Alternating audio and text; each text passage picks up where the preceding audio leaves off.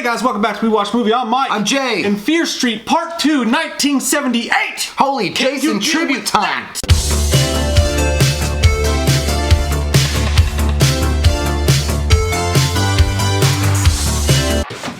Shit. So this one, it's a sequel, but it's actually a prequel. It goes back to 1978. As you guys knew, the first one was from 1994. It deals a lot with the slasher that you saw in the 94 one, that you saw with old Potato Head on. Yep. It gets rid of kind of all of the problems that the first one had, and it just goes into an old school Jason style, Friday the 13th style camp tale, and people get fucked up. 1978, Jesus Christ, Doc Holliday fucked his shit up. I mean, Doc Brown. I think this is better than 94, wholeheartedly better. 94 had some good moments in it, but this is the kind of like old school serial killer slasher kind of thing they were going for, a tribute they were going for, and like it hits it on all engines. Like if you liked Friday the 13th Part 2 or Part 3 or anything with Jason fucking people, like kids up in the camp, you'll love this one. And plus, there's no dirty ass headless woman that smells like 30 feet telling him what to do. When they showcased Fear Street and they showed 94, 78, and 1666, I think a lot of people were excited when they saw old backhead Jason, or at least someone that looked like old backhead Jason running around a camp fucking killing teenagers. And that's so weird. You should never say that in public that you enjoy that kind of thing. But when you watch it as a horror fan, you're like, that's the one I'm keeping my eyes on. Like that's like if you're like an NFL, like if you're like an NFL fan, you're like, them Tampa Bay Buccaneer boys, they got that Tom Brady. Watch them.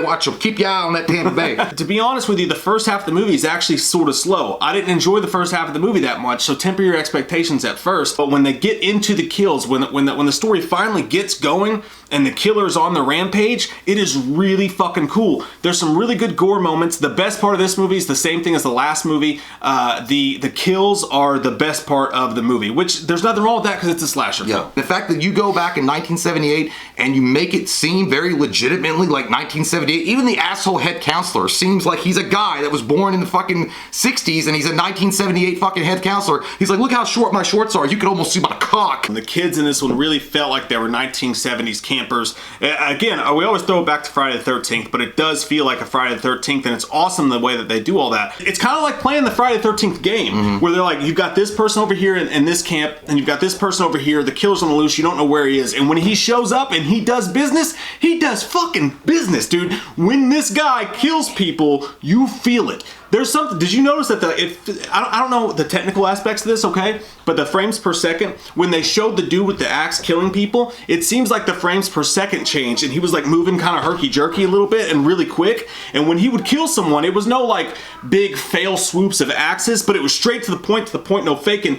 Cooking campers like a pound of bacon. Yes, like he split a dude's head in half. He hit you in the mouth with the axe. He'll hit you in the stomach with the axe. It's all in the second half, but when the killer does his business, the movie's in business. And by the way, this motherfucker is ready to go. Like, he runs at his victims and kills them. By the way, you also get to see, again, this is not a spoiler reviews, anything like that, but it does showcase some of the other killers that have been referenced or flashback to in 1994, which was kind of cool to see. Because those killers, some of them, and it's funny, if you look at them, they all like, one of them is, I guess, their take on Michael Myers. Like, I would almost assume one of them is supposed to be Michael Myers. You really felt like that. He was creepy as fuck, too. He actually scared me. He looked like a combination. If Michael Myers grew a mustache over his fucking William Shatner mask, that's what he would look like. But it kind of, the House on Haunted Hill, Dr. Vatican, he kind of looked like a cross between Dr. Vatican and Michael Myers. But that was like, I was like, okay, there's another tribute. So anyway, I'm saying is like, these guys give a shit and they're really paying homage to like the old school slasher films. And I think this one hits it on all cylinders. At the end of the day, 94 was okay and it was good to set it up like for this, but this is where it all shines through for me, at least right now. This is, and again, our good buddy Sir Christopher Nelson, who wins Academy Awards, did the makeup and special effects for this. He does a phenomenal job, and I think his work shows through on this one more than the other one did, because I feel like he had more fun playing in this one. Because this was like, when he was growing up and shit, this was like what he grew up with, Friday the 13th, and you can really say that this, like, so far it's the best one. And I mean, I don't even think, and I saw the trailer for 1666, I mean, it's going to be interesting, but I've seen The Witch. Like, I watched that motherfucker in the movie theater. If they try to go that route, it's not going to be so good. Like, I don't care if you're going to dance around naked in the fucking bonfire somewhere in the woods. They got to get into there. But this one, man, whoa. Yeah. Whoa. I think it nailed it. I think that maybe they hit their stride with this one in a sense. It didn't feel like they were trying so hard. I think that was the most special part of it. And then when things get going, and they finally do get going, it's palpable palpable, Jim. Feel it, feel it. My favorite part of it was at the very end of the film, and we can't talk about any of it, so it's almost hard to review it. But the way that they tie everything together at the end of the film, with the first movie and the third movie, and the extra killers, which that's not a spoiler because you saw some glimpses of the other killers in the first film. You see more glimpses in this one. They just get a little bit deeper into that, and it really, the end of the movie, the way it wraps up, it sold me. Like halfway through, I was like, man, I don't know. And then 3/4 of the way through, I was like, this is a fun slasher movie. And then by the time it ended, I went, that's a good fucking movie. I had a good time. I enjoyed myself. Again, I think that this movie's all about throwbacks, and it's all about remembering Scream, and it's about remembering Friday the 13th, and throwing in that R.L. Stine feel to it as well. But I don't think that either film stands alone. It's not a classic by any means. It doesn't do anything super original. But I'll say this, by the end of this movie, unlike the first one, I was very, very transfixed on and interested in the lore that they were going for and how all this is going to tie together. I think that that final act will do that for a lot of people. This one's a 7.5 out of 10 for me. I'm giving it an 8.5. These aren't your fucking grandma's panties, sir. They got a thong on, and I enjoyed every bit of that. I thought it was, dude, I really, like, I'm not even a huge fan of Friday the 13th and Jason necessarily. It's time for your Lunchable. Yes, it is. No, it's a Hot Pocket. But no, I'm not even a fan of those particular movies. I do enjoy Jason. I think that they've had some good hits before. My favorite's Part 7, New Blood. But beyond that, I'm not like a super fan of Jason, but they made this really enjoyable, and putting it back, like, it made me think, Friday the 13th, the remake.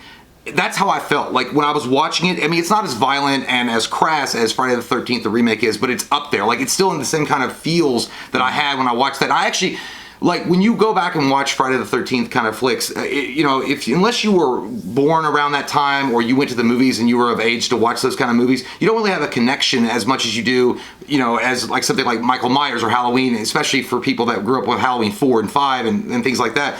So I never really got into those, but watching this is like, dude, this is what probably people that when they watched Friday the 13th, the first one, got, like, or the second one, they were like, holy fuck, this badass. And by the way, when he gets his mask, that shit is more creative than how Jason actually got his fucking mask. I love that scene, yes, by the way. 100% more creative. But overall, 8.5. Any fans of slashers are gonna like this. There's a meanness to the kills and the way they do the kills where it's almost Games of Thrones. It's almost Games of Thrones-ish in a way, because someone will die and they'll die fast and they'll die mean, and then they will go back to the body and they'll hit it with one more fucking shot, and you really appreciate it.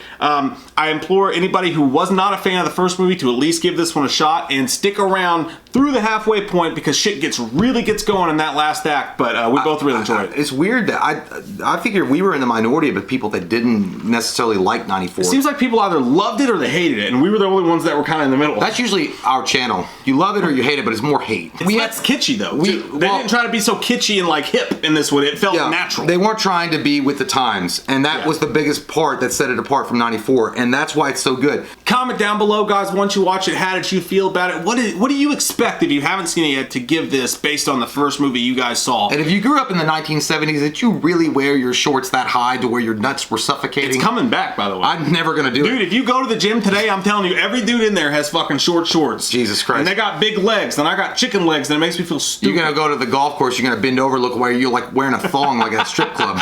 And by the way, if you're watching this, you're enjoying yourself tonight, 8 p.m. Eastern on the dot. We are having a live stream. We're going to talk about our biggest questions that we have for Halloween Kills after the trailer. So be sure to subscribe. Click that stupid damn bell that they make you click on top of it, and meet us here tonight at 8 p.m. for Sexual Favors.